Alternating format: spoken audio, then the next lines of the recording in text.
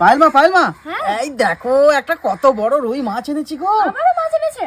আরে মা তার সাথে এনেছি নতুন আলু। নতুন আলু? হ্যাঁ, আজকে মাছ রুই মাছ আর এই নতুন আলু দিয়ে বেশ একটা দারুণ স্বাদের রেসিপি বানাও তো দেখি। রেসিপি?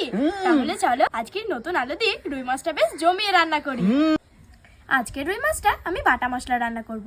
তো আপু যেদিকে মাছটা কেটে নিচ্ছে, আর চলো আমি ততক্ষণে গোটা মশলাগুলো বেটে নিই। তো প্রথমে নিয়েছি ধনে, জিরে আর শুকনো লঙ্কা।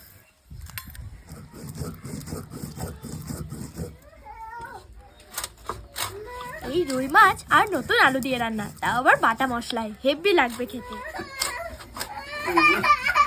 একদম টাটকা দেখো।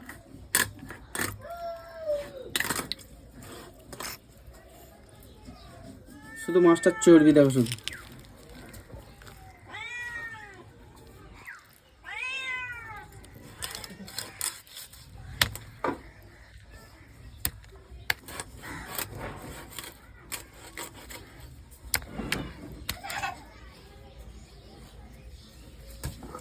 আবুজির ওইদিকে মাছ কাটা হয়ে গেছে আর আমার বাটা মশলাটা রেডি। এবার চলো তুলে নিই। মা এই দেখো আমি লবণ হলুদ মাখিয়ে রেডি করে দিয়েছি। রেডি করে দিয়েছেন? তাহলে চলো প্রথমে মাছগুলো ভেজে নিই।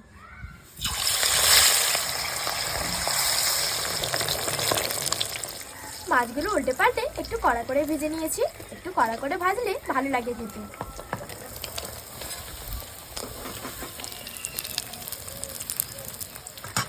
মাছ ভাজা হয়ে গেছে, এবার রান্নাটা করে নেব। ফোড়নে দেব এলাচ, দারচিনি, গোলমরিচ আর তেজপাতা, পেঁয়াজ কুচি, আদা রসুন বাটা, কাশ্মীরি লঙ্কা গুঁড়ো, হলুদ গুঁড়ো, স্বাদ মতো লবণ, বাটা মশলা, টমেটো কুচি, মটরশুঁটি,